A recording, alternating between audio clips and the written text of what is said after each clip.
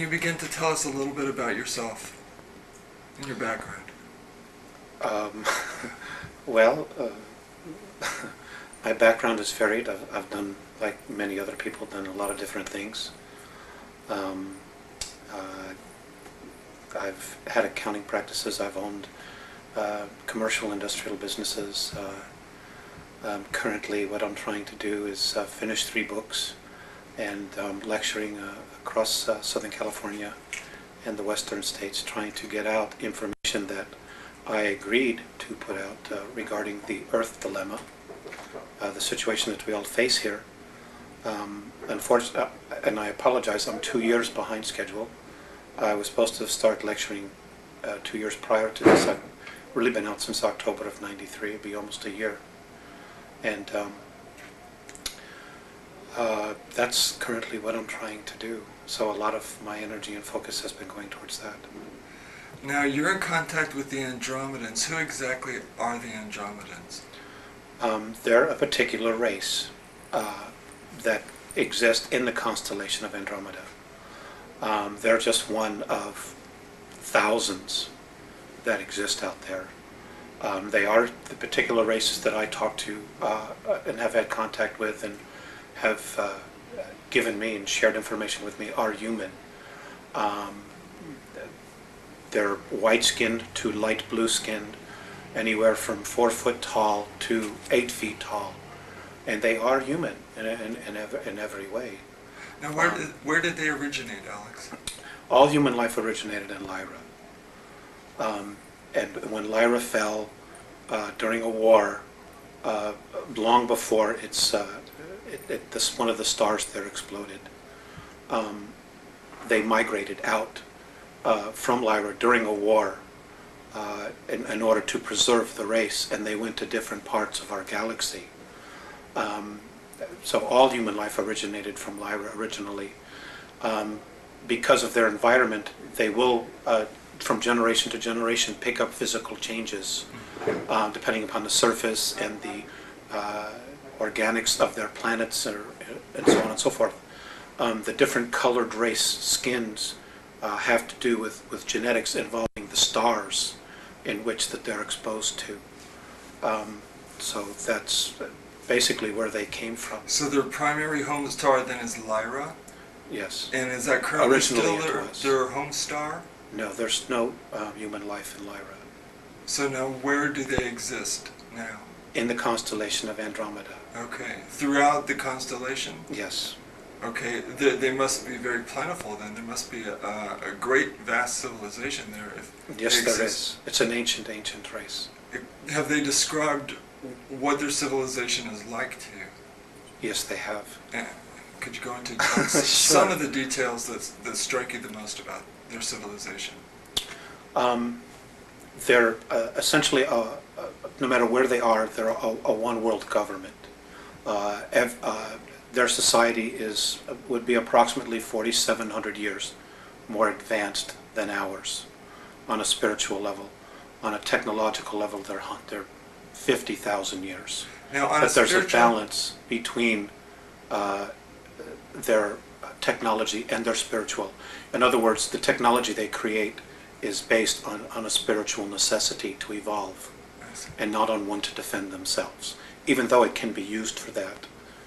Now, when you say 4,700 years advanced spiritually, yes, how do you measure spiritual advancement in years? I don't really know. That's what they've expressed to me. I see. And they don't even use time in their world. There's no such thing really. But they use those numbers to accommodate us so that we can use those as a point of reference. I see. Okay. What do they call their world in their language? They don't speak. Everything is a symbol there. The whole race is telepathic. And I want to back up just a little bit. There are 28 different races there. Not all are human. Many are dimensional, plasmic, organic, that were there before the human aspect of the Andromedans themselves, or the Lyrans, got there and became Andromedans. There's a lot of life on the different dimensional levels that if we were to go to fifth density, we would be physical on fifth density, even though here we're on third density. Our perspective of them is being spirit. So, on each of the different dimensions, there is an abundance of life that is completely different than how we would perceive it. Because, our perception is of what third density is like. Even fourth density is very different, but we will have physical form in fourth density. Now, is third density the lowest density, or are there others lower? The animal and insect kingdoms would be, and planetary systems would be considered lower, but to be perfectly honest with you, I've not had a clear definition of that, because I haven't asked. My focus really has been us, and where do we go from here? Right. So now, what is the main difference between the third density and the fourth density? The real difference is consciousness. In fourth density, you can pretty much instantly create what it is that you think. Whatever your thoughts are, you manifest almost instantaneously. So there is a major degree of responsibility in dealing with that. Also in fourth density, we become more of a group mind. In fourth density, we're all telepathic. In other words, everybody can read each other's minds, which means you have to be real. You can't have hidden agendas because people will see right through you. Also in fourth density, we all become clairvoyants. We'll be able to see energy fields, see life forms, which means that if you're hiding something, it'll be seen instantaneously. They've also said that in fourth density, when we move into that, our court systems will change. There's still a positive and negative. That exists all the way to the fifth density, where you will experience to a strong degree the dualities in our everyday environments. What will happen is you'll have a judge and you'll have a jury who will all be clairvoyants, and they will read the energy field and know who's telling the truth and who isn't. And everything will be judged based on that, will be based on energy, not on words. When you, in fourth density, when you walk by somebody or you touch somebody's hand, you will instantly know everything about them. So again, there'll be no hidden agendas. Everybody will really have to be real. And if they choose to have and continue to play out their agendas, whatever those are, then they will have the space. But you will know, or people will know, I will know who we're dealing with instantaneously.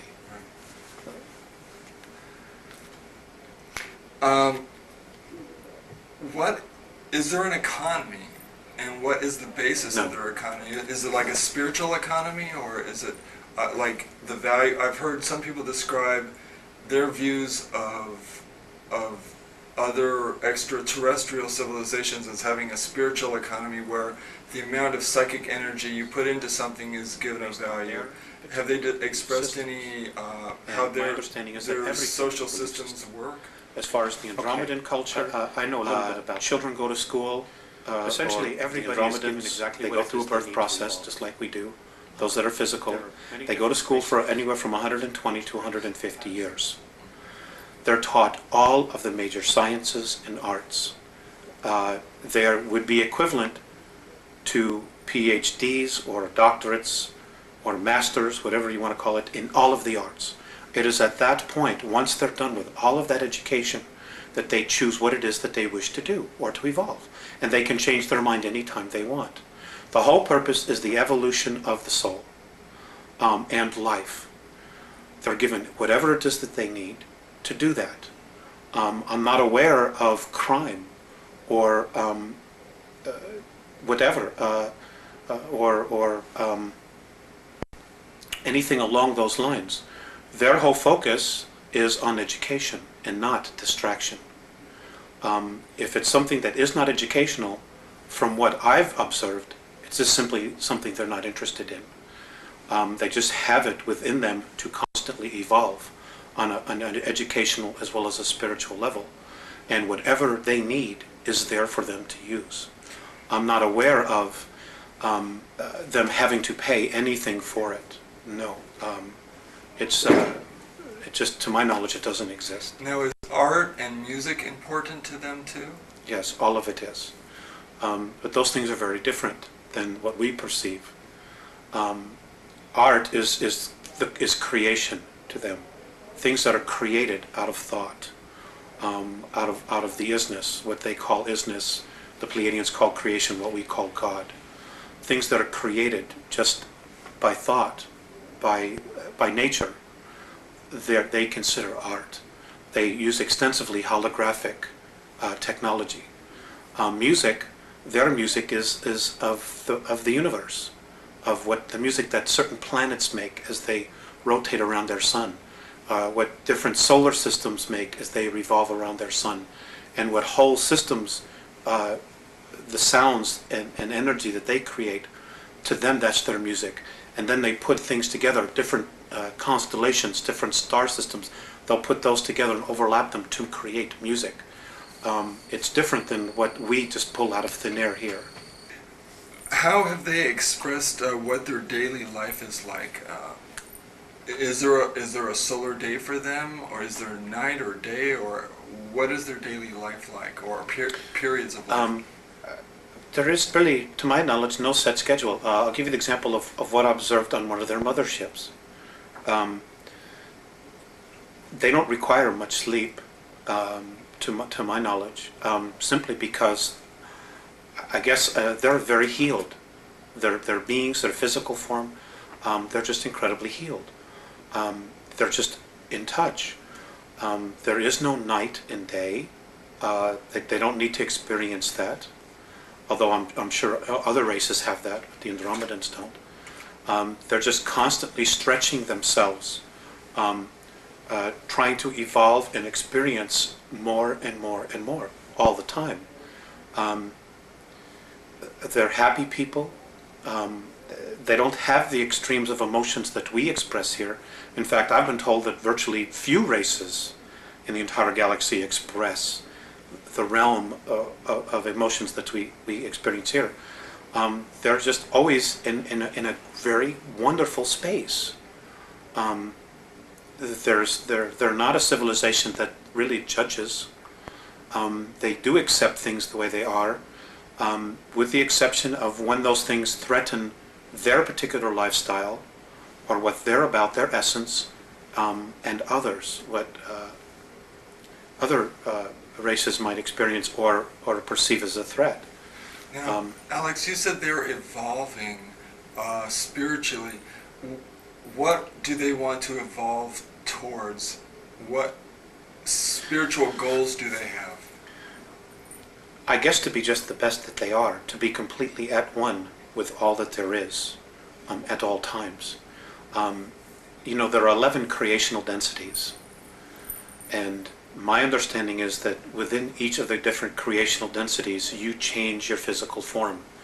Their goal as a race is to go from the densities that they experience, which are 3, 4, and 5, I guess, to move to 5, 6, 7, and 8, and then from there 8, 9, and 10, and then to 11, and now the new dimensional realm that's being created, 12, is just to continue to evolve. Nobody knows exactly what the ultimate goal is, because the essences that they're in touch with, that are on 9th, 10th, and 11th, are continuing to evolve. And now there's a 12th density that's being added to our universe, and they're being drawn up to experience this new density. So nobody really knows what the ultimate spiritual goal is. They themselves are still searching for what God is. They know it exists, but what it is, nobody really knows, which is why they call it the isness. It's just a force that's there. And how we perceive it is based on how we perceive ourselves and our own belief structures, belief systems. And that's how we use the energy to create.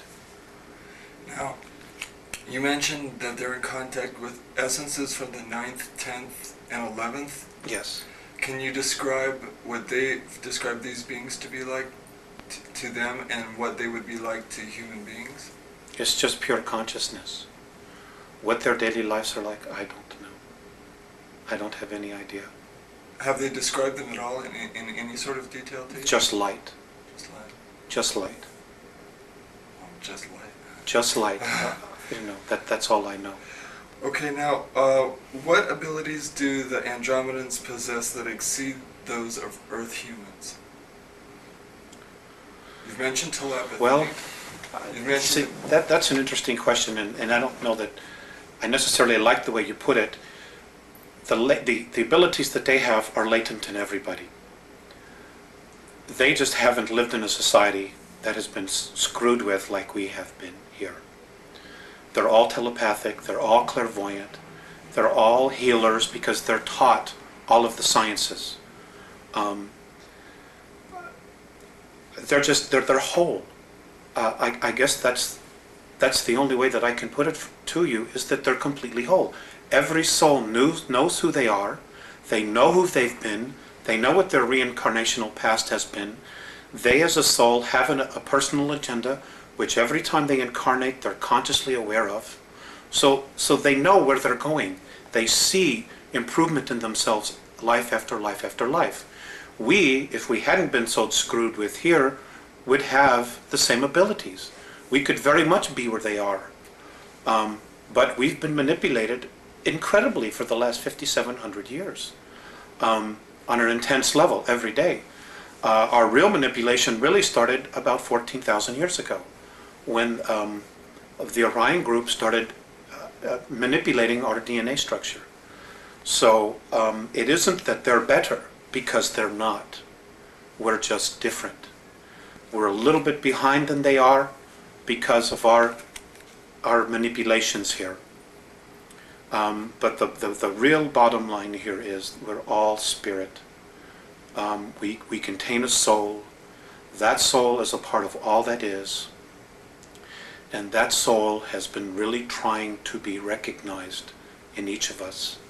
And it hasn't been because of the material and the belief systems that we have evolving around us being earth people, about being physical, and about the real truths of our essence, of our existence, of who we are, having been blinded from us, from our spiritual teachings, from the religions, and us being convinced that we're something that we're not, that we're physical, that we're animal form, and we're not. We're spirit. Our spirit animates these physical forms, period. Alex, what is the Andromedan Council? It is a, excuse me. Oh, sure. It is a political body that's represented by now 133 different races and cultures and planetary systems. Council, there are over 1,200 as a body systems and planetary races, their sole evolving races that could be part of the evolving council, but not all of them are in the galaxy. And that's really what their goal is. It would be to allow all life forms to evolve on their own without manipulation. Obviously that's not occurring here on Earth. And we're not the only ones. This is occurring on 22 other planets in our galaxy.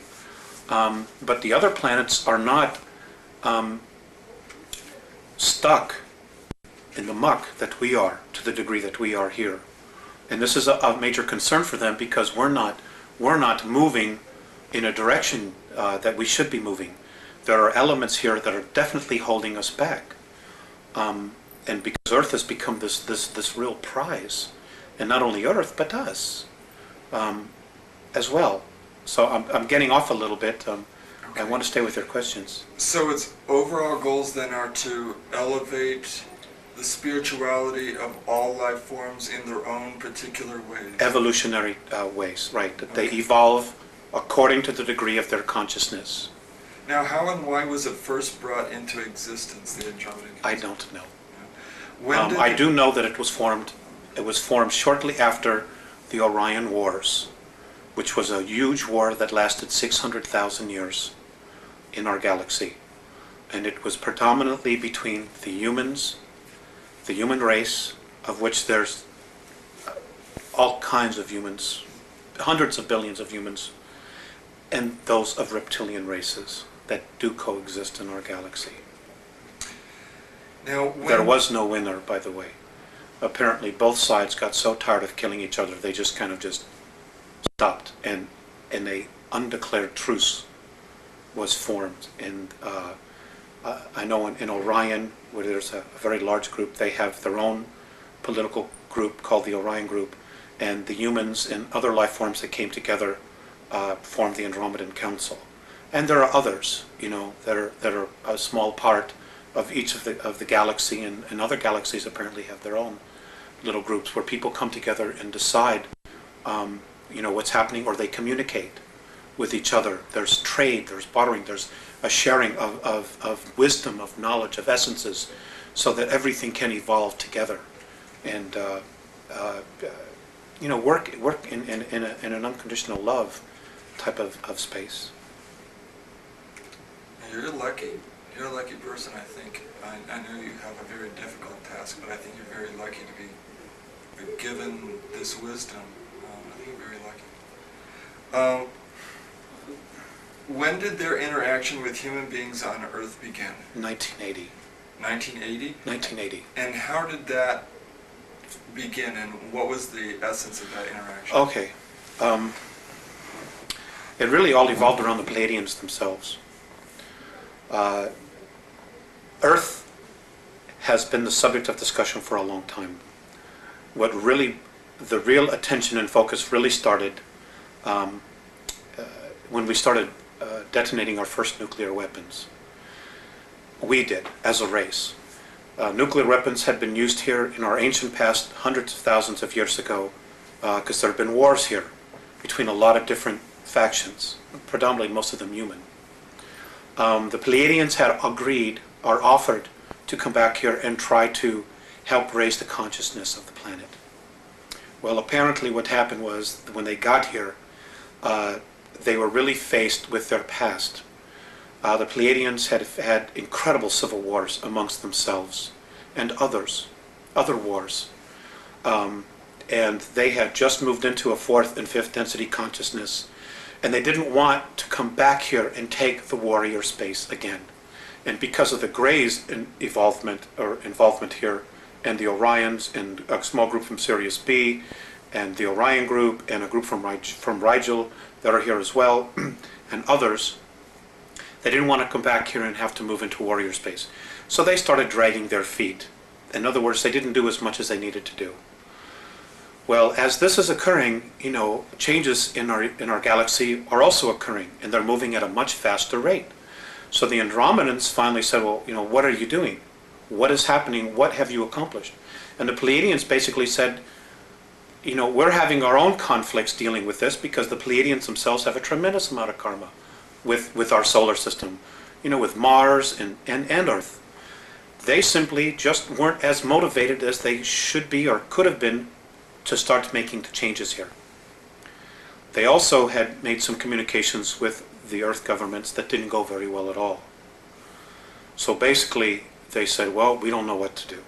So the Andromedans themselves said, okay, well, we'll do it. We'll take this, because it is important for the whole. We'll make an effort. Now the Andromedans were probably the better choice, because they don't have any karmic ties to us. So they're completely neutral, and they're probably better observers as well, because of their neutrality. So they've basically been taking over, and what they did was they got involved in 1980.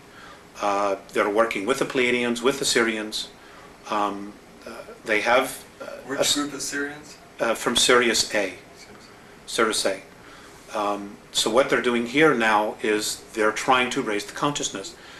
They came back in time to 1964 to contact me. I'm not the only one. There are others.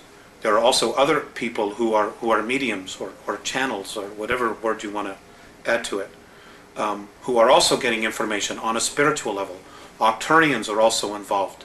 And the whole point is they want our part of the galaxy to evolve. And what's holding it back is our solar system.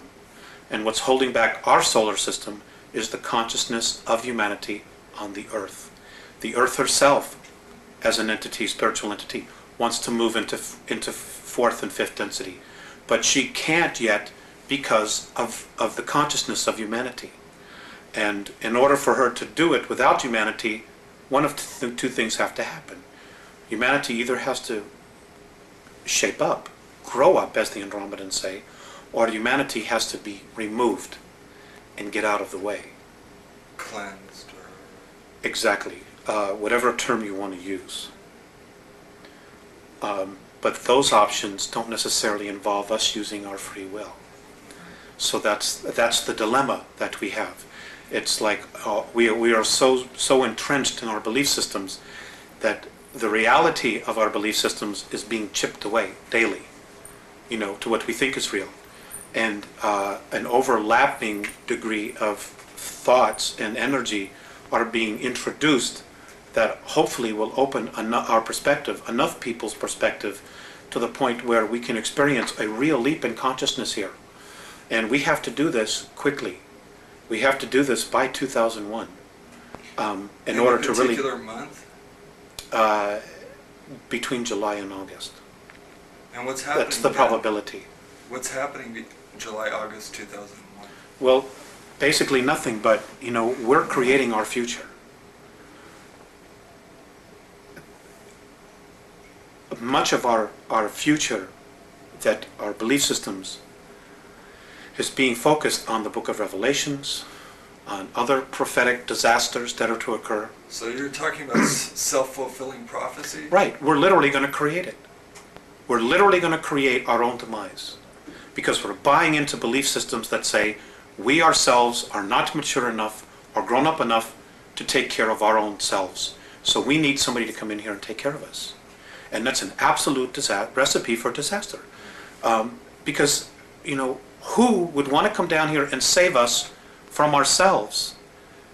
Because then they're going to have to tell us what it is that we're going to have to do. We're not taking responsibility for ourselves. The Andromedans say that, the divine plan is one of freedom. Any savior that comes down here and implements a government to save us, freedoms will be taken away from you.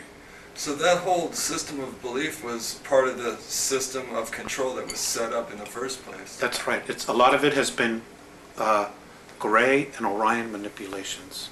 Okay. And if you have time travel, it's very easy to go back in time and manipulate the future. It's very easy. And this they've done in an incredible way. And they're already here. They haven't been here thousands of years, because of our free will. The Greys have really only been here 59 years. For it. And we've gotten exactly what it is that we deserve, because we didn't take responsibility as a race to fix our own problems and to deal with our own problems. We kept looking outside of ourselves. And, this is why the Andromedans are so strong about us growing up and really taking responsibility for it. Now, how many human beings is the Andromeda Council in contact with on Earth? I remember you saying at one time 4.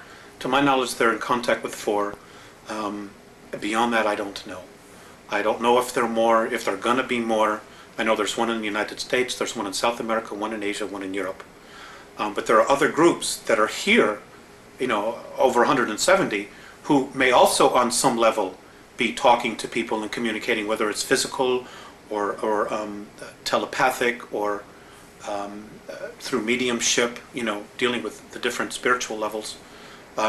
There's a lot of information that's being sent down here. Are they finding it's effective? Is it working?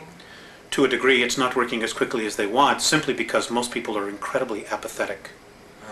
They're stuck in their 9 to 5. I have to make my mortgage payment. My kids got to get to school in the morning, and I don't give a damn about anything else. And unfortunately, that isn't going to work. It isn't going to save you. It isn't going to protect you. There's so much more going on here. And we are just one small part of this whole picture that's going on. And we have to wake up. Period. Now, one of your contacts is a 4-foot, 11-inch light blue skinned being called Theseus. That's correct. Please describe his or her personality in detail. Theseus, well, he's very serious. He's very benevolent. He's considered a sage in his world. He's an incredible healer. He has perspectives on things that are just far beyond anyone that I know. He's very direct. He's very humble. He's very soft. He's very direct, and when he moves into a room, like when I've walked with him or walked with the others, when we walk into rooms or different areas of motherships and the ships, energy changes. People, of course, they're very in touch with energy themselves. They instantly turn and they acknowledge him, and they bow.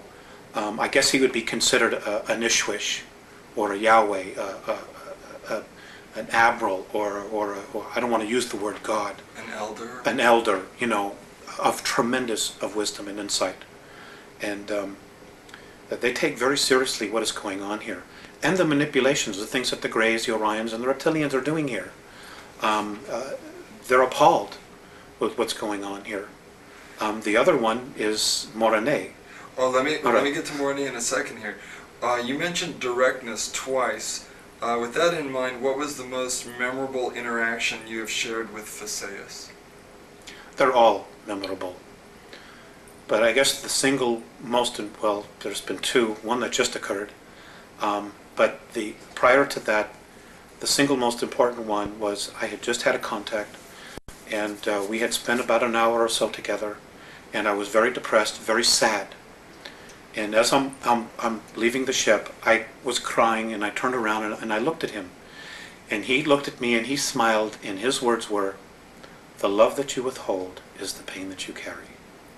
That's been the most memorable one, only because of what that particular statement entails.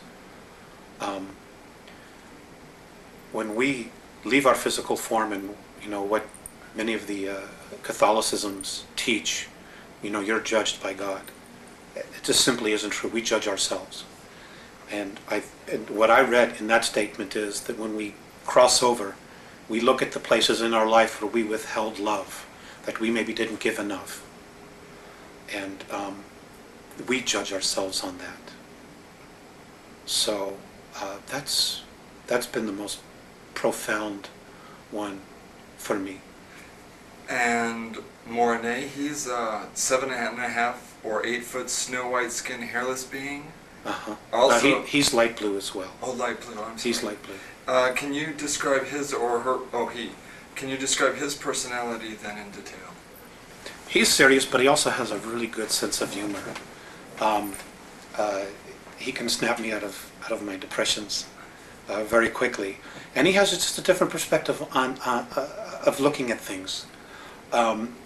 He also tends to be part of their exploratory team.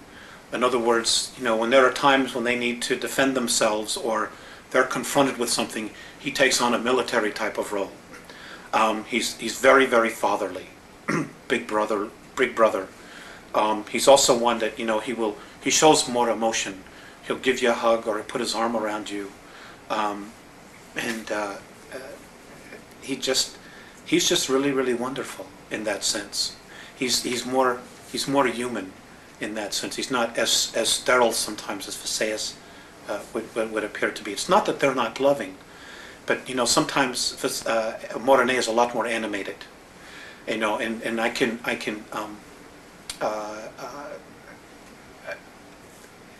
relate more to him, and I think he can relate more to the emotions that we experience here, the tremendous extremes that we experience. I think he's a little bit more in touch with that, you know, than maybe sometimes Phaseus appears to be. Now let me ask you, what was the most memorable experience you've had with Morane?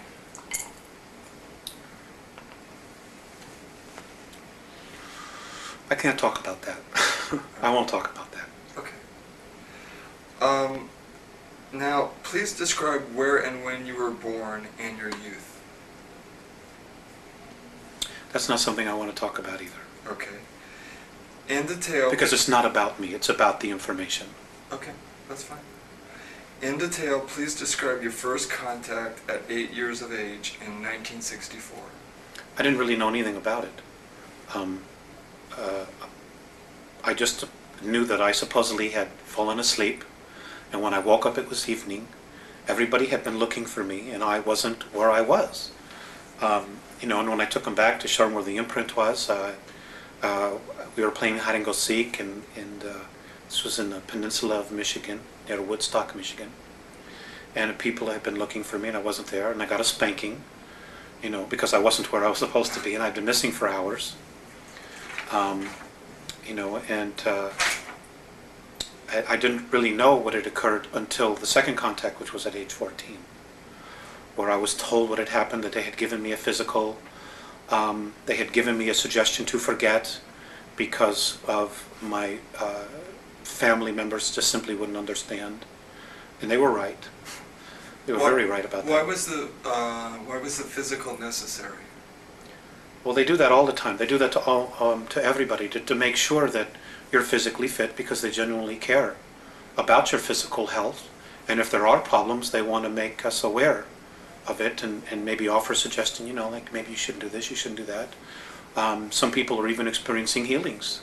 And it's just a genuine caring for, of acknowledging who you are, not only on a physical level, but on a spiritual level. Now, at age 14, what was the nature of that contact? I was taken out of bed, and I woke up and I was on a table in a room, and this was my first introduction to Visayas and Morene, at least conscious introduction. And they were looking down, and I did, on a soul level, experience a recognition. There was no fear whatsoever. And we talked, and they showed me some things about my physical self. They also gave me a ball which recorded my entire energy field, who I was, who I've been in past lives. And as it was recording this, I could see all these different images of who I'd been going across the screen. And they saved this, and this was put into the computer so that they would contact me and could contact me no matter where they were at any particular time that they need to. I was asked if I wanted to help them. I agreed to do this, although at the time I didn't know exactly what it would entail. I had at any time the choice to say no more. None of us were born attached here. None of us souls were created here. We all come from another time and place. My understanding is that all of the conscious spirit that's in this universe came through different black holes from other universes in time and space, which we simply aren't privy to. So we're ancient. There's no age to us. We weren't created with the universe. We came through another universe, through the black holes, to this place that we now call our universe, to continue to evolve. That's everyone, virtually everyone. That contact at age 14, was that contact time travel in any way by the Andromedans to prepare you psychologically for your future contacts? Yes, they were all the contacts is where they had to come back, because they came here in 1980. Right. So they had to go back in time. And that's what they've done with a lot of people. Even the Pleiadians, to some degree, I understand, have done that, where they go back and they start preparing people early for responsibilities they will have in the future, as opposed to hitting them all at once and saying, "Here you go," just dumping it on your lap, and you're saying, "Oh my God, what is this? My whole reality." So there are increments of preparation that have occurred and continue to occur, and this is occurring with humanity on a whole. In similar fashion, where information is being disseminated in little bits and pieces of ground roots. People are starting to come together and really sensing change, and they're slowly but surely being brought to a level that when the real truth hits them, they'll be able to experience it, handle it, and assimilate it for our good, Now, in 1985, your contacts with Visayas and Morne began to become more frequent. Please describe the nature of your contacts and the content of your discussions and the ways in which you communicate with them. We don't have enough time for that. Okay. But, we have put together a series 1 and Series 2 of this information.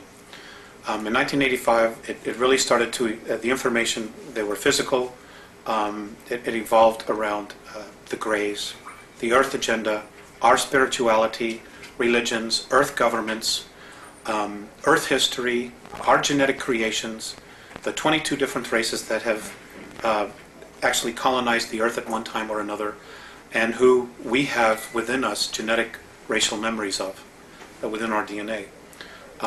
And present time, things that are occurring now, and probable, I stress, probable future events, because the future is being created every day, and it's being changed every day, based on our thoughts. So, I mean, just to sum up it is, I would need 10 hours. Okay. You know, that's not something I could very simply go into. Okay. But the series of 8 and so on and so forth does in fact cover that. Okay. All that information. All right. Now, how does the symbol they gave you play a role in your contacts with them? Symbol. Apparently, they gave you a symbol that you use when you want to talk to them. Want to talk to them. The symbol was something that I chose. Oh, I see. Okay. Do they ever talk amongst themselves in a language you don't understand? They do, and it's not really a language. Or in a method? They're telepathic, and yes, they'll stand in circles when they're talking, and when they do talk, flashes of light where their third eye is, right here, different flashes of colors that we don't even have on our third density spectrum, just appear, and they're just boom, boom, boom, boom, boom, flashing all this color, and it's like instantaneous sentences are being just communicated, and sometimes there's nodding, sometimes there's nodding this way, or sometimes up and down, sometimes there's gestures, but all the time there's just flashes, and their flashes is their language. It's rare that I've been privy to what it is because they happen so fast. I couldn't assimilate it. So there are some universal gestures then. Yes. All human beings are very animated. Yes, they smile. They also frown, and they also look very sad when something is distressing them. So they do experience it. They do experience emotions, but not to the degree that we do. After they've had their discussions, one will turn to me. Usually, most of the time it's Morene, and he'll talk to me like I'm talking to you. He'll actually go to the great lengths to speak to me. Or sometimes it's just telepathic. He'll just look at me, and for a while there I wasn't always getting the message because I was so focused on the color that was flashing in front. I was watching that, I was like, wow, this is really amazing. But sometimes I'd have to repeat it. So, but now that novelty has worn off, so now I listen to the message. And Phaseus is almost always telepathic. So that's what they do. What have they asked you to do in order to help them? Just to disseminate information. I'm currently in the process of trying to investigate all of the current UFO information that's out there, and what I've had the ability to do is sometimes check it with them. Well, is this true? Is that true? And they've said yes, or they've said no. There is a lot of disinformation out there. So what I've been trying to do is just to assimilate what is real and give it from their perspective of how it affects us. We have a real mess on our hands. Okay, let's talk about some of that. According to your Andromedan sources, there are 3 groups of extraterrestrials who are involved in very distressing agendas here on Earth. One is the renegade gray-skinned Zeta Reticulans. Another is the Giza intelligence formerly of the Pleiades. And a third is the Reptilians from Alpha Draconis. Is there another? Yes. Okay. There's the Orion group as well, and there's 141 of them here. And they're from Ursa Minor, Ursa Major, Rigel, and Betelgeuse. From that particular group, that particular area of the star system. There are a lot of agendas here, hidden agendas. And you have to understand that some of the races, for example, the Draconians. The Draconians themselves did not evolve as a life form in our universe. They were dumped here. They were brought here because they're just a pain. They're incredibly smart, they're incredibly psychic, they're incredible builders, but they're bullies. Their whole thing is control, domination. And because there's no race in our universe that can really beat them up and wipe them out, they don't have to choose light or dark. They're just where they are. And they've chosen the opposite polarity. They're a tough bunch. They've manipulated a lot of civilizations throughout our galaxy. They're also responsible for the 600,000-year war, which almost annihilated the human species in our galaxy. And they show very little remorse about it. Hopefully they'll be leaving soon. But the others are life forms that have evolved, like the Orions, the Orion group. The Orion group has been genetically manipulated and have been deeply entrenched in draconian belief systems. So they're carrying that energy or that torch for whatever their agendas are, as well as their own agendas. Okay? The reticulant, the Greys have been controlled and manipulated by the Orion group. So there is a system, a class system here that's been established. And this is very common in the non-benevolent or regressive extraterrestrial structures, where there's a class system of workers, warriors, administrative or priests, and then the hierarchy, the royalty. And the lower you are, the worse your treat. That's correct. And we have a history of that here on our planet as well. Some people are experiencing benevolent experiences with them, or they're told that they're experiencing benevolent, very much when in fact they really haven't. As well. They just maybe haven't been regressed or taken deeply into their subconscious to know what is happening. They're incredible masters of mind manipulation. But anyway, their race is dying. They have been so genetically altered by the Orion group that they cannot reproduce. So they were told by the Orion group to come in here, this is how it's been related to me, to come in here and set the stage to break down the social structures so that when the Orion group and the Draconians come back, there are two classes, royalty and workers, which is exactly what they're doing. You can see that agenda happening right in the United States since the beginning of the Reagan administration. This is where the focus has been on the United States, singly.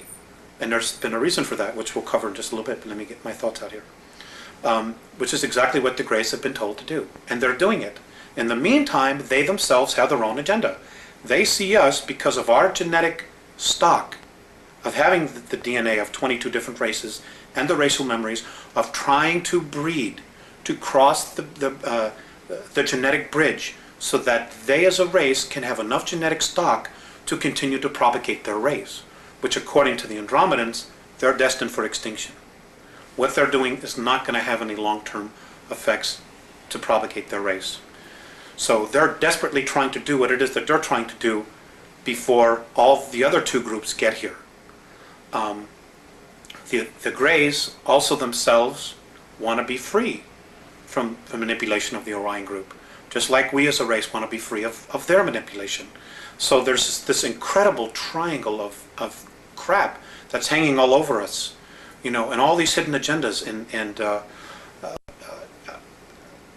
just brainwashing and bizarre belief systems that are being thrown at us, when they should all leave. Not only the good ones and the bad ones, they should all just leave and leave us alone, which is ultimately what the Andromedans want. But unfortunately, that isn't going to happen right now, not until some changes occur.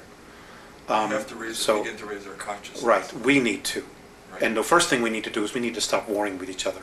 We need to come together as a race, and no matter what happens, we need to stop all of the political garbage and say, look, when it comes down to the bottom line, all we have is each other as a race. Period. And this is our planet, this is our home, and there's enough of us that are polluting the planet that we need to stop. Because if we don't stop polluting the planet, Rick, we're not going to have a place to live. Period. Is there an Earth quarantine that the renegade Zeta Reticulans violated? Yes. And what was that quarantine? The quarantine was they were supposed to, well, it's the same quarantine that evolves, that any other evolving planet has. No intervention with an evolving race. But because of our genetic stock, the Greys did it.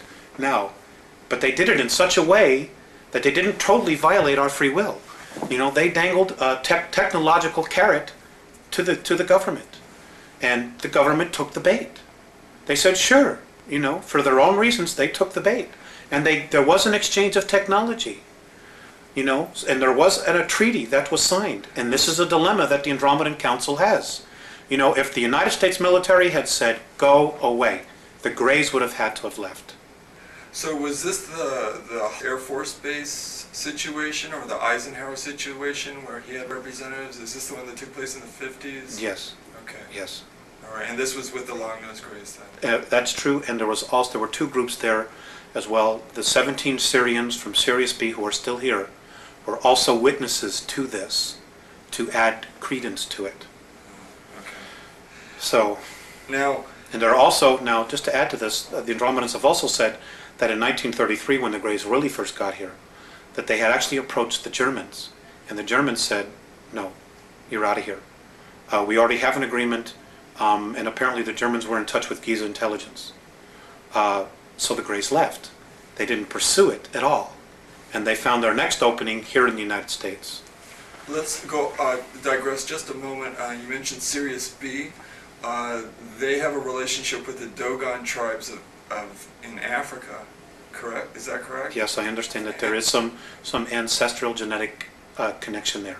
Okay. And does that play a part in what's going on here on a global level, or is that just a kind of a minor sidelight of information? I don't think at this point they give a damn about the Dogons or the humans at all. They all have their own agendas. And the fact that the way we're being treated, and the fact that there's like no supportal information coming out of our government, or any truth that they even want to discuss, like just coming to the people and saying, look folks, we screwed up. We need your help. We need to raise a consciousness and start implementing. The fact that they don't even want to do that, tells you really, where they're at. What I do know about the Syrians is that between Sirius A and Sirius B, there is a civil war going on there. And a lot of that, and there are also 21 other systems. There's war going on in Perseus as we speak. And 21 other star systems are also looking at the potential. And it has to do with the fact that there is now an uplifting of energy in our universe that's occurring, and the two positives, fear and love, are just banging themselves at each other. And the intensity is growing. It's growing every single moment. So and we're just a microcosm of that. Now, as you're disseminating all this information to us, we should look at all this information in the spirit of love, so we don't feed any energy into the spirit of fear. Love is the answer. That's the bottom line. Love is the answer. Love does conquer all. Love does move mountains. It can make the shifts in consciousness, but it starts, number one, with ourselves. So that's even where it all starts. this is going on around us, we just need to remember to focus on love and love of self and love of earth, love of race. That's right. Okay. That's right. Now, when did the Zeta Reticulans begin to create their genetic atrocities? Where did this take place on Earth, and what have the results been? Well, it's occurring everywhere. Much of it is occurring underground. Some of it's occurring in the oceans. Some of it's occurring on the moon. Some of it's occurring on Phobos, the moon of Mars. It's happening in a lot of different places. Is that an artificial moon? Yes, yes, absolutely. It's so's our moon. Our moon's artificial, completely artificial. It was brought here from Ursa Minor, apparently between 11 and 12,000 years ago. For the purpose of? Of being a satellite and a base, which they evacuated some time ago, but it's now being operational again. And I covered this in the series of 8. It came from a star system called Chata. That's for a word. That's the word they use, Chata, and it was the 17th planet out of a solar system that had 21 planets, and it was one of 4 moons. And it was brought here. It is older than the Earth. There are ruins all over it. There are bases underneath it. It's everything that we're told it isn't. So that's a whole unique story unto itself. But okay, now, what are the results of these atrocities, these genetic atrocities been, and are we going to begin to see they're more also stealing the of vital them appearing? bodies of human beings. Well, the Greys are trying to create they're just doing some pretty sub-race. horrific things here that That is other a races blend just simply between wouldn't human conceive culture, of doing. human race, Now, and are their you race. familiar with kind of a hybrid shadows? Exactly. No, never heard of Okay, them. he's a gentleman who proposes, he's they're- a former Jesuit. they're not being very, proposes very the idea successful. that Coliseum-type sporting events are used to vampire energy off And one of the crowds. they're trying to do is they're really looking for the soul. It wouldn't surprise me in the He least. said, They don't like understand the soul. They don't the understand sacrifice the of human beings in some ancient civilizations here on Earth was a form experiments, of belief system that was haven't set been up all for that these beings to successful. vampire energy off. There are a lot of emotional problems. I wouldn't be surprised at that either. Okay. Now, War. Our wars here, it's the exact same thing. And to all of your viewers, I'm going to give you some homework. It is an absolute must that you go out and get the book, The Gods of Eden by William Bramley. It is an excellent introductory book that will bring you right up to speed with what's going on. It is over 80% accurate with the information in there, and I strongly suggest that people read it. It's excellent. and the 20% that isn't accurate revolves around what type of ideas? Around the soul and the being that we know as Jesus, which I'm not going to go into. Okay. Now, how are we doing on time here? Do you still have some more time? Well, we've come here an hour so far. We'll continue. Okay, you let me know when you Okay. need to break. How are the renegade Zeta Reticulans able to manipulate Earth's most powerful governments into a position of checkmate? Oh, it's easy. That part was really easy. Number one, their technology is 2,500 years more ahead of us. Number two, because of our greed factor, certain groups of power elite are in touch with them on a physical level. Well, many of them are implanted. Many of them are so implanted that they have now become part of the gray group mind. And the Andromedans no longer consider some of these human beings, Terrans as they call us, human at all anymore. They're nothing but clones for what the Greys want. And they pass down orders, they tell others what to do, and of course the chain of command that we've established on our planet is exactly what's happening. Also, playing on the greed factor, those who are still human, they look at the fact that, well, they're here, they're the rulers, we can still maintain our place of privilege in the world, so we'll form the new priesthood. We'll be the go-between between the workers and the gods, just like we saw in Babylon, in Assyria, Egypt. It's all over again. It's history repeating itself all over again. Because it's the control factor, the hierarchy is the established mode for these negative civilizations to keep their power structure intact. That's right. Okay. And it's another thing, and there's also one more factor. It is about human beings out for power, selling out their own race. The World Club. Just selling out the rest of us, the human race, for their moment in glory, for their privilege to be with the gods, so to speak, who are aliens. That's what it is. To have technology that can take them to the moon, to have the technology that can take them to Mars, that'll give them the technology to do time travel. They totally sold out a race, our history, everything, for their brief moment in the sun. Now, Pisses me off. I'm sure when they look back on their lives afterward, I would assume that they would regret their choice. I don't know. I don't know. How will the renegade Zeta Reticulans have to be removed? It's, if humanity makes a real commitment to create an environment of unconditional love and simply refuses to hate, to go to war, to kill each other and destroy our planet, they'll have to leave because they can't deal with the vibration. If we can't, it's going to take outside intervention to get them out of here.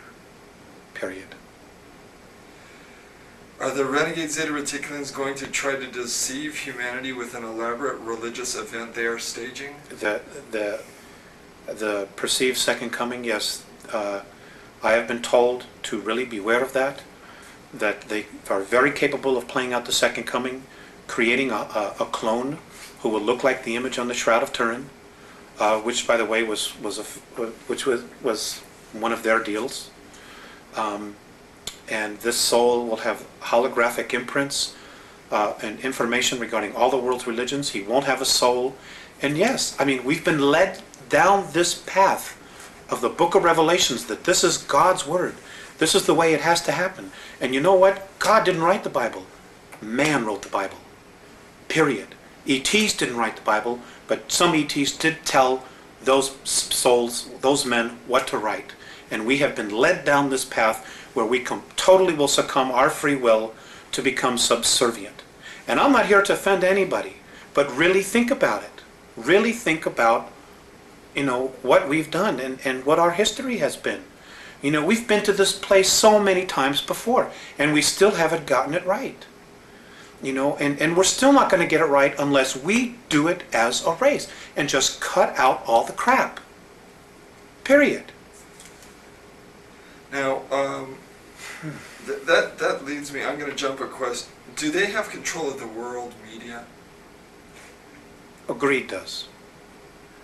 Greed does. But a lot of the I don't know if it's them themselves. Seeing, well, the programming is being introduced, and it is mankind that is introducing it to the masses. So it's the people that are selling out, basically. That's it. It's the new priesthood. Okay. That's where the responsibility lies. What would be the outcome if human beings believed that renegade Zeta Reticulans were the hope of mankind? We would know a tyranny and an enslavement that is far beyond anything we could even imagine. To put it just quite bluntly, we'll get... we'll never be free again. We'll never be free again. We will be stuck until we're rescued by an outside force. We ourselves will not be able to break free. That's the bottom line. And right now, we have an opportunity. There is a window of time for us to break free, to do it ourselves, to really make this incredible leap ourselves, so that we can have the benefit of taking responsibility for it. Now, in that passion that you talk with right there, that passion that we have, if we want to break free, should be manifested into the spirit of love? Yeah, love. That's the bottom line. It's brotherhood. It's knowing that, hey, we're a race. It doesn't matter the color of our skin. We are a race. And we're being messed with in a big way.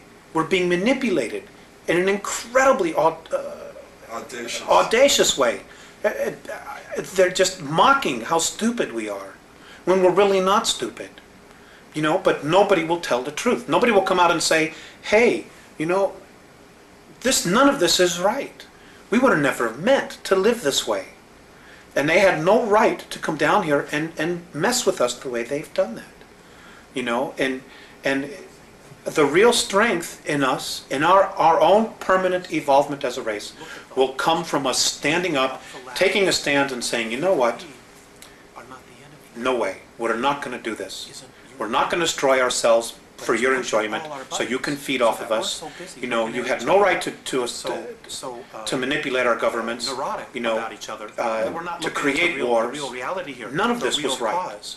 And that's it. We need to stand up as a race, exercise our free will, and say, you know what? We don't want to live this way anymore. We destroy ourselves. We want to create a real future where our kids will have an opportunity to be whatever they want. It's the Orion group. It's a group that is on its way here now from Alpha Draconis. Free. They're the real culprits water to drink, where they can go out and eat. Alpha Draconis or Orion or play in the Alpha Draconis. They're the real culprits behind this whole thing. Above the Orion stuff that we're doing to ourselves. Then there's Orion. Then there's Orion. The Orion group. Then you've got the Greys. And where did the Giza intelligence fit in? They were just a group that were totally independent, that came in and did their own thing. They were perceived as gods, and they played the role out. And they got stuck in it. They got stuck in the ego part of it. We're gods, we can do this, we have all this technology, and they just played it out for all that it was worth. Okay. But to be honest with you, at this point, they're not really much of a factor anymore.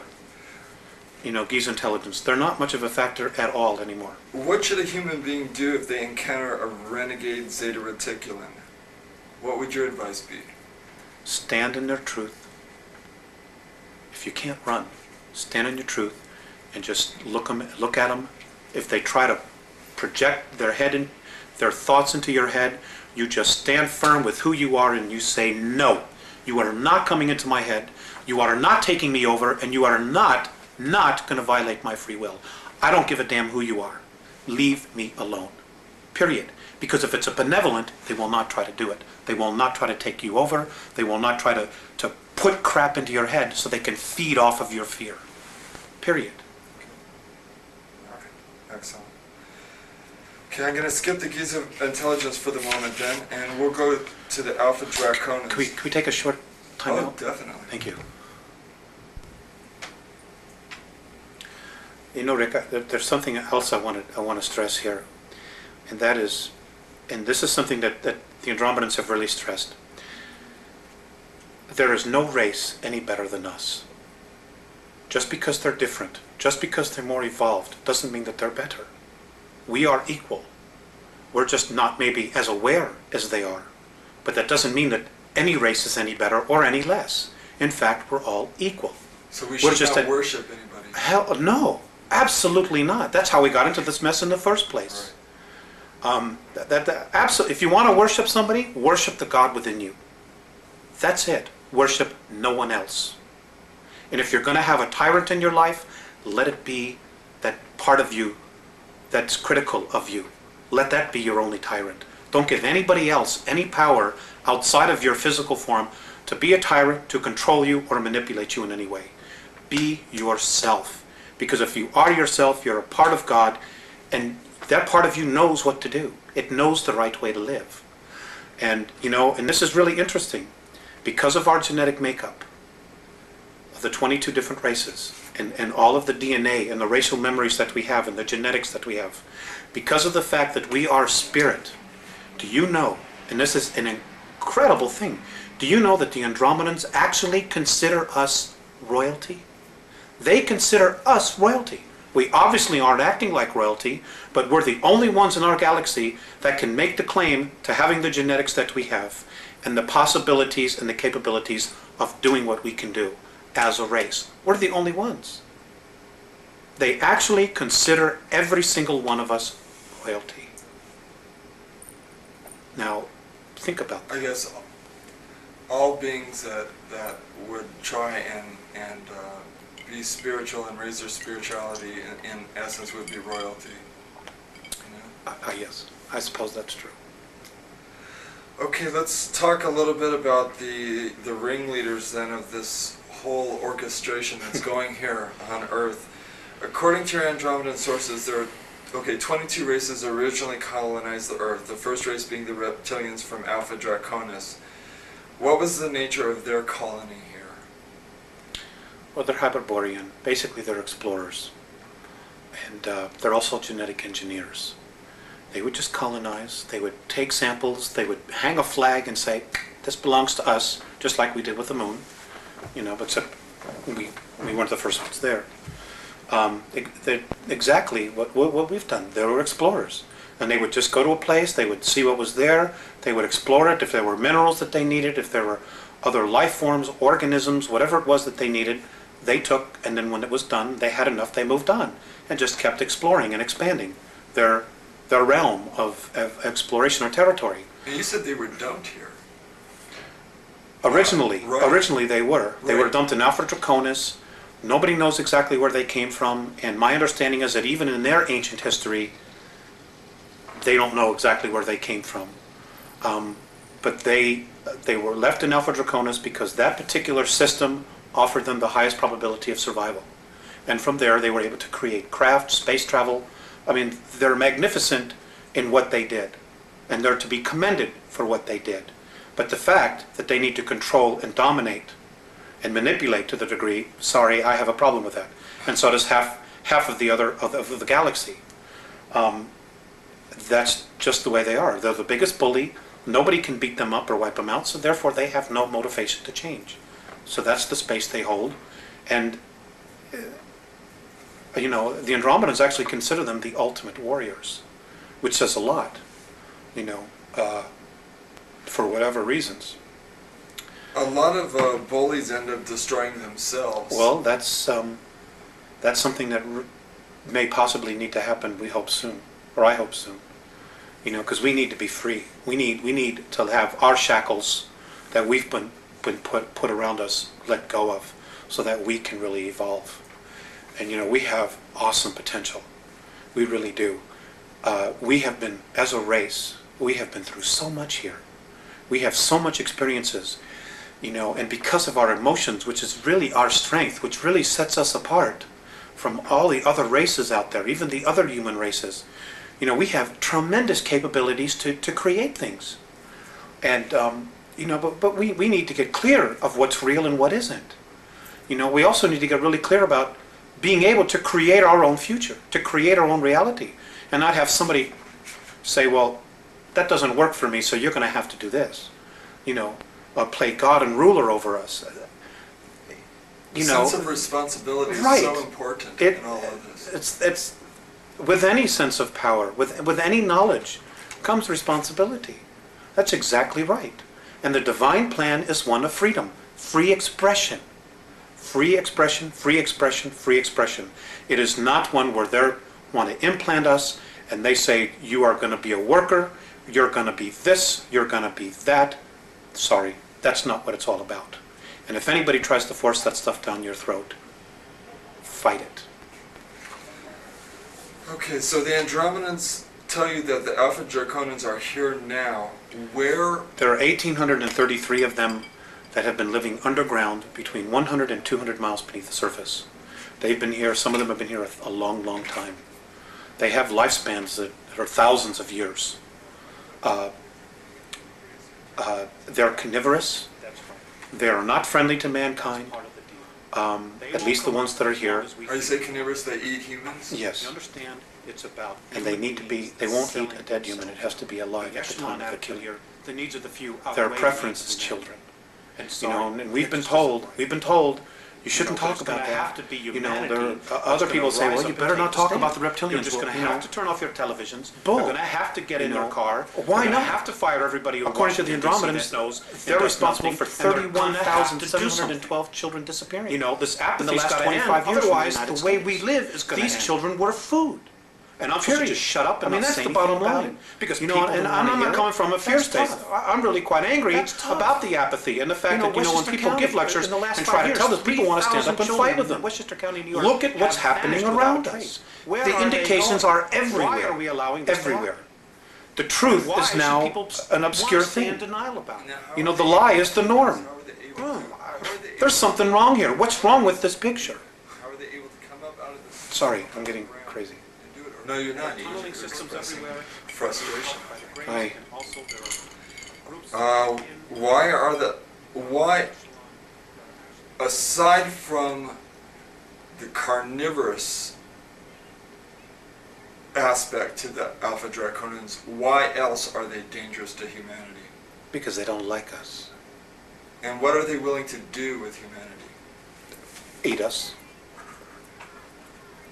There's no need for us. I mean, look at where we are. Look at us right now as a civilization, as a society.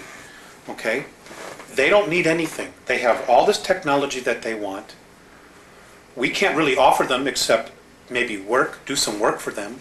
But they don't need all of us to work for them. They don't respect human life in any way whatsoever. And this goes back to Lyra, to where the original war started. When they got to Lyra originally, they saw this human race that was plentiful in food, that could grow food, that could do all of these agricultural things. And mankind on a whole is really agricultural. We really, as a race, if we were left alone, would be nurturing the earth. We would be living in tribal communities like the Native American Indians did. You know, that's really our essence, our nature, I'm sorry. That's really our nature, our essence.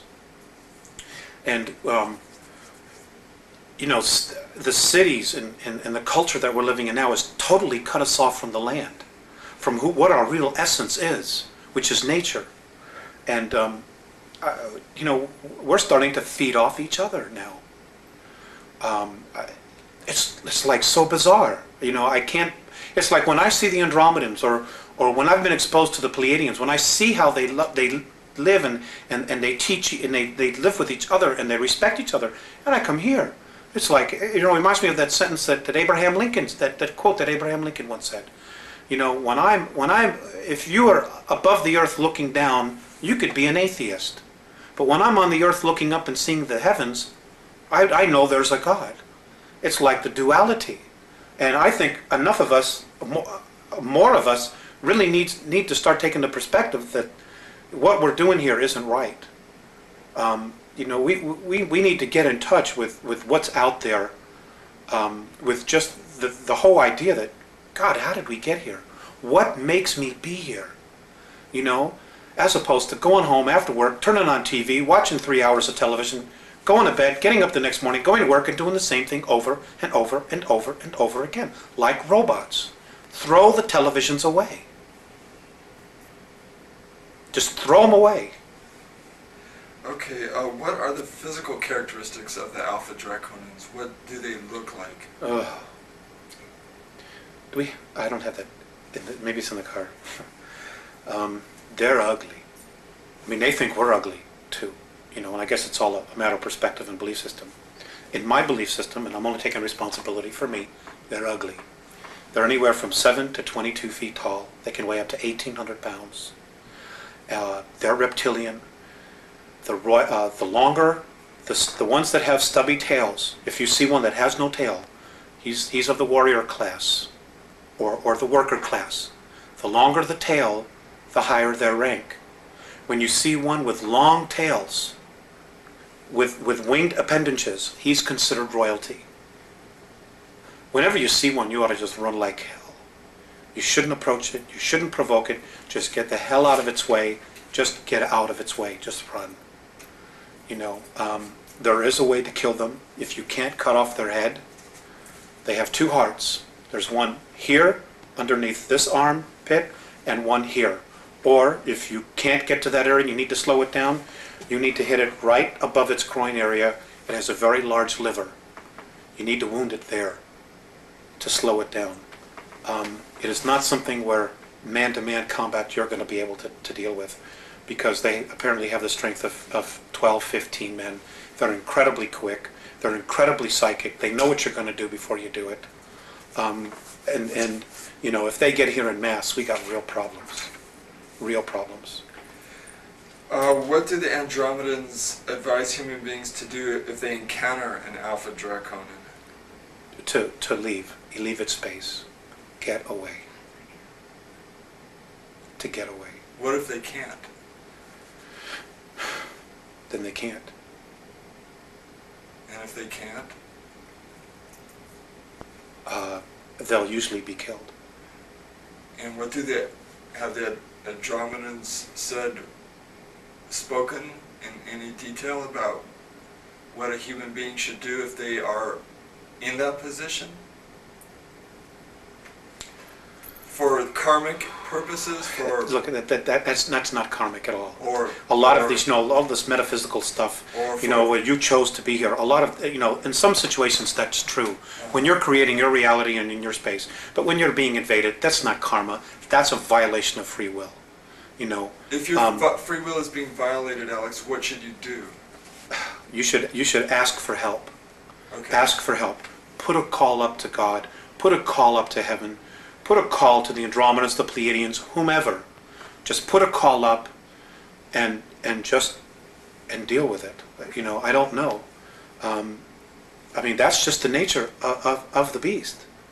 They don't like us. We're considered a food source for them. For them.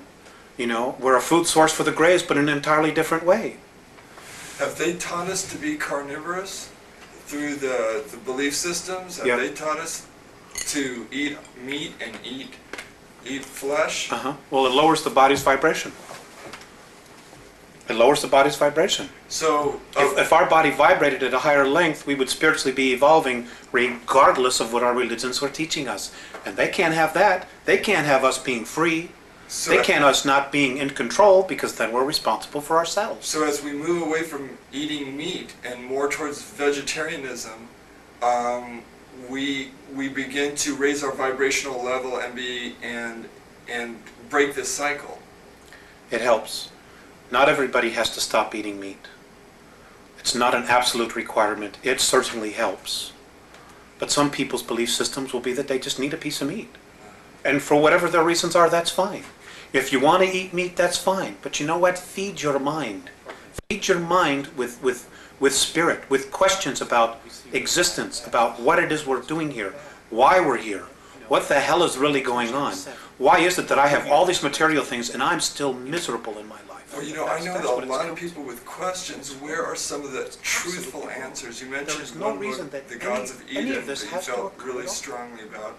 What other sources are there And it that you is, feel and a that lot of we it have is access the responsibility to, of aside people. from our inner Because selves, if which the is actually producers the in best Hollywood place are to going to probably make begin. movies like this, But are there and we're going to go buy the tickets. Points Well, they're going to be motivated for the use buck that you to know? continue to make these kind of movies. I mentioned Where Gods if of they Eden. spend $20 million Shortest and answers nobody buys a books. ticket, they won't be making those ETs kind of among us. movies.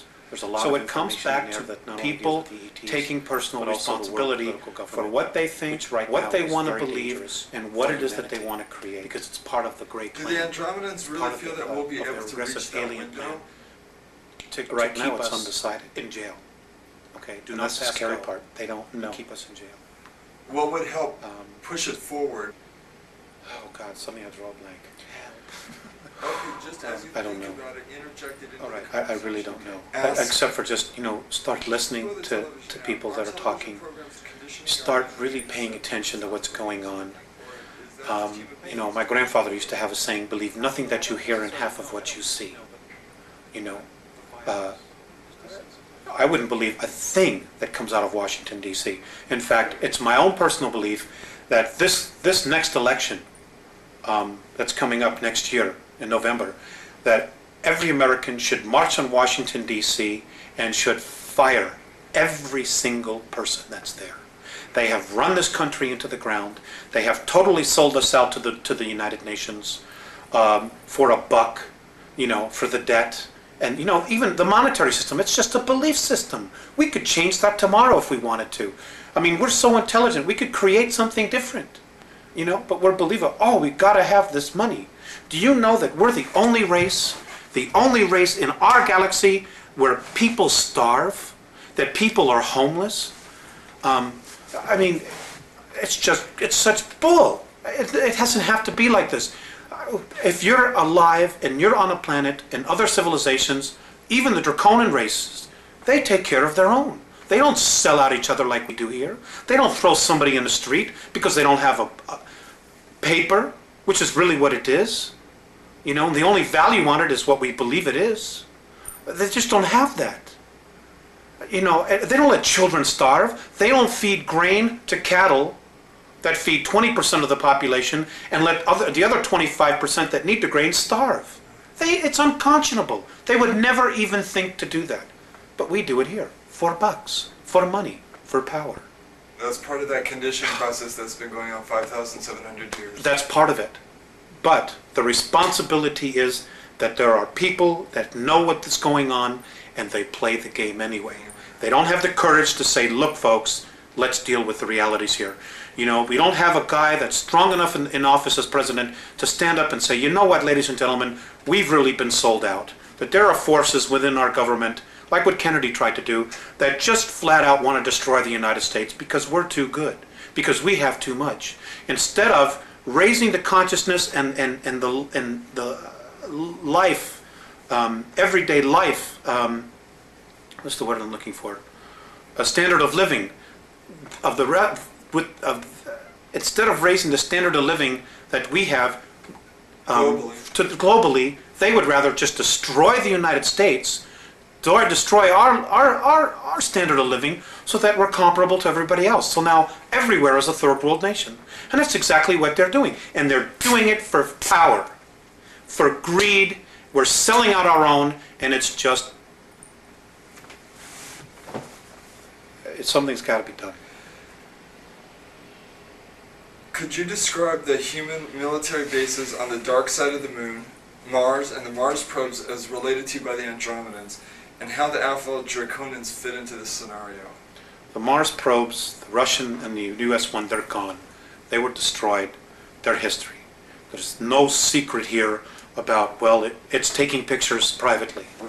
You know, and it doesn't matter whether you believe that or not. It's history. Okay. March of '89, the Russians took pictures. Mars was invaded.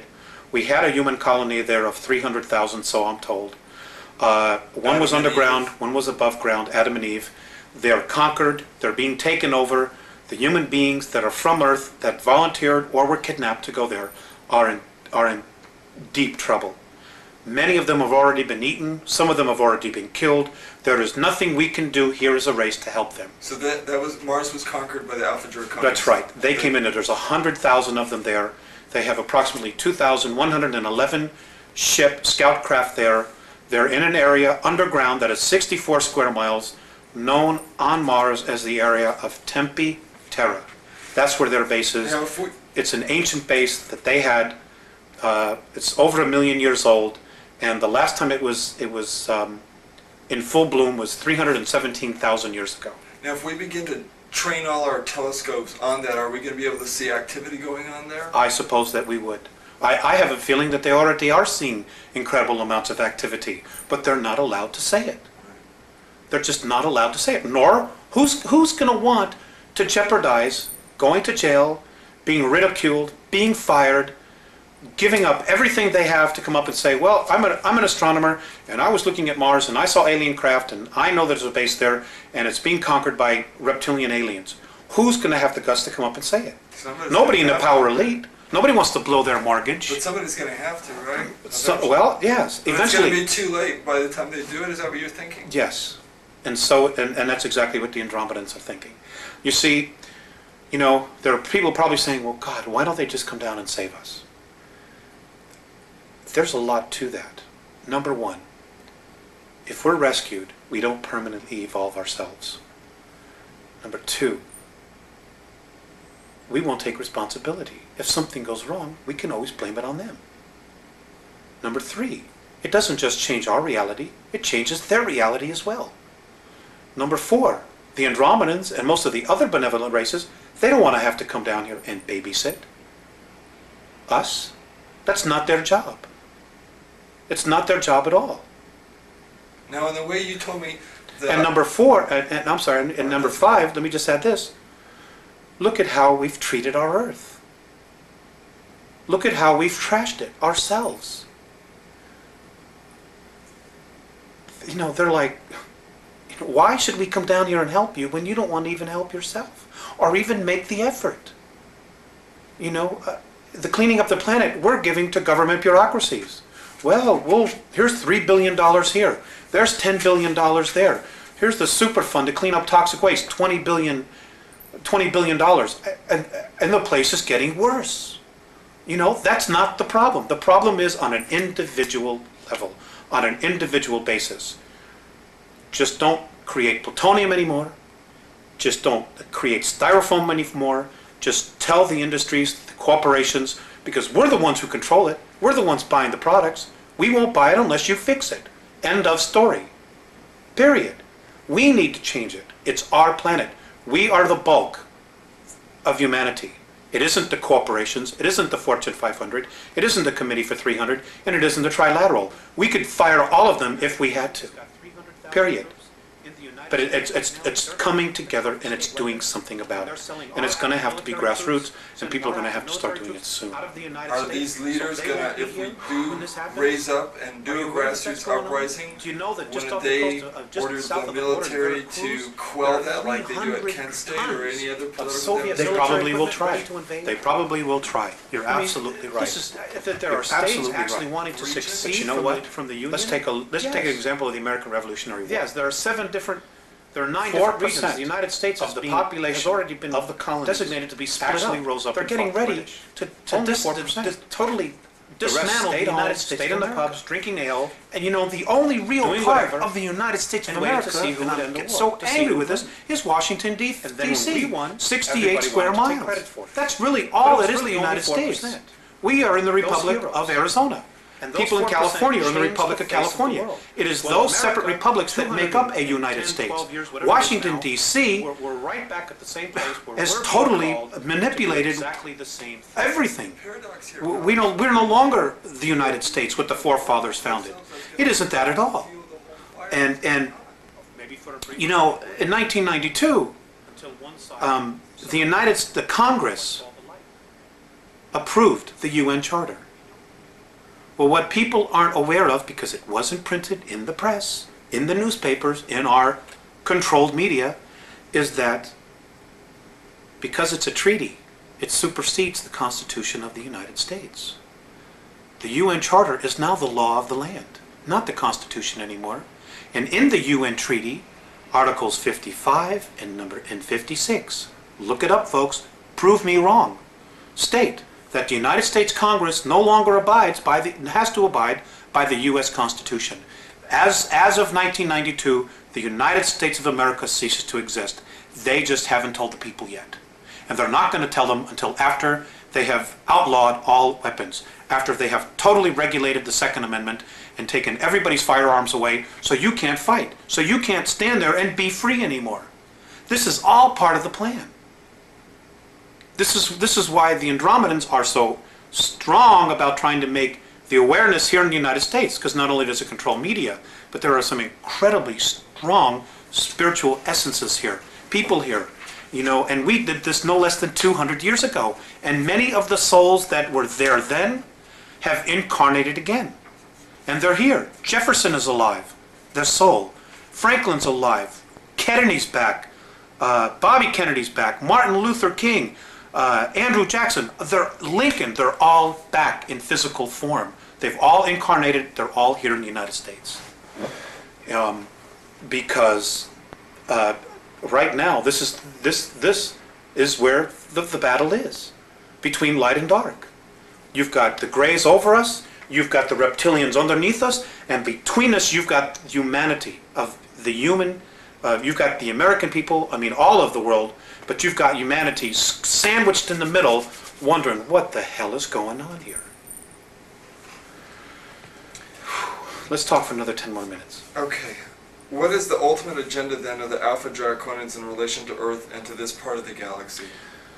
They do not want our galaxy to move into fourth and fifth density consciousness, because they lose complete power. But it will anyway, won't it? Not necessarily. There are no guarantees. There are no guarantees. There's no guarantee that Earth is going to go into fourth or fifth density. There's no guarantees that the entire galaxy is going to get there. Because if that were the case, they would probably just leave us alone and not give a damn what was happening here. No. You see, the Draconians are third density. They're physical just like us. They can only move into fourth density by mechanical means. If we move into fourth and fifth density, they've lost their playground. They've lost control of what they want to control. So they're fighting like hell, trying to hold everything back. Because if they can hold everything back, then again, it's a form of power, of control. Now, it's such a mess. Alex, how do the Andromedans plan to remove the Alpha Draconians? You said they're the bullies, they're the strongest. Can they not be removed? Apparently, the universe has created its own way of doing that, and maybe this is a good place to end. In the beginning, and here's the history of our universe, where it was created. The Big Bang Theory is essentially right in its simplicity. But apparently what happened was, as vibrations, as the universe starts to excel in light this way, there are pockets, and you have to look at it as a holographic projection of light. When you put a shadow into a light, it creates a variance of the light. Well, apparently what happens is things that don't ascend or choose to take higher consciousness, they get very, very heavy in weight or in light, whatever you want to call it. And as everything starts to exceed up, bulges, dips in light are created, in frequency are created. And what happens is negativity forms, because of its weight, its heaviness, forms into these pockets. Well, what happens is they form a sac. And eventually what happens is those sacs break, and because everything is spirit and nothing is ever wasted, they form, when they explode, they cast themselves out, and they form another universe. They create a space for them to continue. Well, that's how our black holes are. That's how they were formed. Those black holes, if we could get through them, would be to another universe. They're portals. And it would just explode out. Well, that's how our universe was created. Well, because of this new energy that's being formed, pockets of resistance are now being formed all through the universe. And in our galaxy, it's right now between us and Sirius. So the way that the Andromedans plan to remove the Alpha Draconans would be? Is basically to try to contain them, and their own energy themselves will suck them into a place of darkness so they can move out into another place. The Greys, the Orion groups, this is going to happen. It's happened before. They know it's happening now, and this is why everybody feels this intense energy. Things are suddenly really starting to increase, and it's simply because it is increasing. So at a prior time, then, they were sucked out of another universe into Alpha Draconis? Is that essentially what happened? They were sucked from wherever they were into another universe. How somehow that universe, or the beings in that universe, wherever they came from, said, we got to get rid of these guys, and they literally brought them here from their universe and dumped them and said, boom, this is where you are. Because they came here in physical form, which means they had to have been brought here. They didn't evolve like all the other life forms here have evolved. They were brought here in full physical form, which means they were created someplace else and dumped here and said, your history. Well, someplace else, then, there's some very irresponsible people. Well, maybe at some point in our eternal history we'll be able to address that issue, But for right now, we need to address our own issues. Okay, let's go to the World Club then to end this up. And future events. According to the Andromedans, mankind has been manipulated for 5,724 years. Human agents must have participated in this throughout history. Who are some of the major players in this deception? What countries are the collectors? You mentioned Hitler and the Giza It's a intelligence. group of human beings. Most of the aliens don't need money.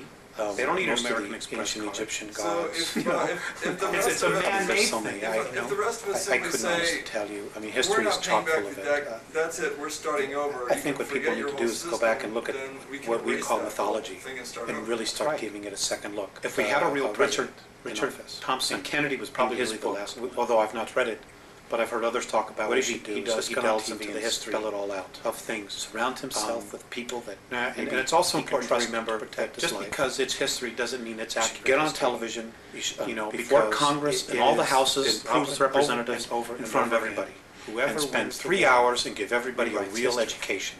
They write it Number to their one, the benefit Federal Reserve to is glorify private. themselves. Number two, And it doesn't our mean debt that isn't real. that's Number really three, what happened. our And according to the Andromedans, we've gotten ourselves our into this next big major mess leaps in because consciousness past presidents are gonna sold come us from out science and for comfort archaeology.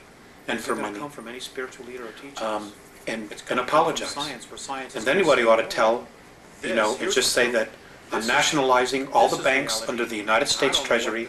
We're going back to a silver standard, just like the Constitution says, and give everybody an opportunity to get back on track here, to maintain our standard of living and just start healing, and then the next thing I would say is, or make sure if there were any POWs alive that they came back home, and I would start healing all of that crap.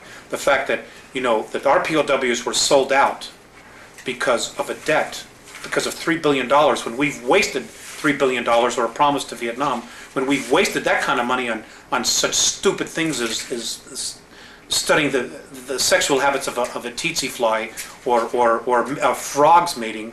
I mean, it's unconscionable that we've allowed our government to do this. Alex, we've got about 5 minutes left. Let's see if we can do some real brief answers to some of these last couple things, just real brief. The United States, Britain, and the Soviet Union, according to your sources, have been building secret technologies and bases on Earth, the Moon, and Mars for some time. Where are these bases to be found on the Moon? Where are they? Yeah. They're on the dark side. And do you know what the locations are, what they're called? Yes. One is under Jules Verne. God, I wish I had those notes in front of me.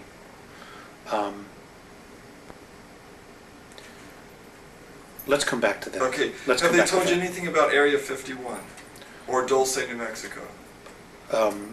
Yeah, there were a lot of stuff there. The actual underground base is not underneath Arcoleta Mesa. It's actually 20 miles to the northwest. That's just an entrance point in and out. This is Area 51. This is in New Dulce. Mexico, Dulce. Dulce, okay. It's not exactly right there. As far as Area 51, yes, there's a lot of stuff that was going on there, but a lot of that has been moved, and it's now in New Mexico, in the Sandia, underneath the Sandia Laboratory. Diego Garcia Island. Diego Garcia Island, there's a base there. Pine Gap. Diego Garcia Island, there's anti-gravity anomalies there, and this is how they were able to blow a lot of equipment into space without using rockets, and then they would have the UFO type craft which we built from technology we were given. They would hook a tow chain to it, and like a tow barge, just tow it to the moon. Okay, and you mentioned... And it runs, and the equipment that's there is run on free energy, stuff that was built that was created in the 1920s, that we've been absolutely not privy to. We haven't had to pump 1 gallon of oil out of the ground since the late 1920s. They've had free energy, but because of money, they've allowed us to be controlled. They've allowed us to pollute the environment, to devastate the oceans because of petroleum products when we don't need it for money. Which brings us briefly to Alternative 4. When the Martian base fell, when the Martian base fell, the world government, those elite, figured out, well, we don't have any place to go now. The moon is not set up for long-term habitation, where Mars is and could be. So what happened was, when it fell and they knew we couldn't get there, they figured, well, we got to do something about here, because we have nowhere else to go. So I was told by the Andromedans that these men who think they're God had to come up with another alternative, which was they thought that they could create a controlled polar shift by detonating nuclear weapons or cobalt weapons underneath the South Polar ice cap, causing it to slip, which would cause the poles to slip. And within a 24-hour period, you would completely drown 83 to 85% of the population. But the Andromedans said that they will not allow this. It isn't going to happen. If the Earth is going to do it, it'll be done by her will, in a natural way. And that is a possibility in our future. What is the primary message of the Andromedans? Grow up now. Open your eyes. Open your ears. Take responsibility for your life. Take responsibility for your planet. And realize this is your home, this is your race, and that if you are sincere in making the effort to evolve, they will meet us halfway. But they're not going to come in here and do all the work for us. Their single most important thing is, and I'll go back to that little saying, the love that you withhold is the pain that you carry. We have got to start coming together as a race. We have got to stop allowing ourselves to be manipulated. What can an average person do? I mean, how can we reach out to the Andromedans? Prayer, meditation. Everybody has their own way of praying or whatever. And again, I want to stress this: the Andromedans can help, but they're not God. They're not our saviors. We need to be our own saviors. We can ask them for guidance and help, but they're not God. Period. Don't worship them. Don't worship anybody. Worship the God inside of you. What will happen to those human beings who do not make the jump? They'll go somewhere else. And what will happen to those beings who do make the jump after the jump? They'll move into 4th and 5th density. And those of us who survive this incredible ordeal that we're about to really experience will become new teachers, and we'll be able to go to different worlds and teach what we know, and be able to teach other evolving civilizations what not to do and how not to get themselves in trouble. And we have an incredible future if we can get through that. If 10% of the population of the planet can really get it together, it'll create what is called the 100th monkey syndrome. And suddenly 11, 12, 13% people will just start getting it. And it's going to take 10%. That's 500, 600 million people right now. And it starts on an individual basis. You know, the government's not going to tell you. You know, I mean, God, we could be in. They're going to play out the second coming. They're going to try to present a savior. They're going to project holographic images in space and say we're here to save you. They're going to do mock battle. I mean, they're going to screw with us big time. Sorry, I slipped out that word. You know, and folks, we just got to start paying attention. Don't take anything at face value. Make them prove it. And, you know, whether you believe a word I'm saying, it doesn't matter. If somebody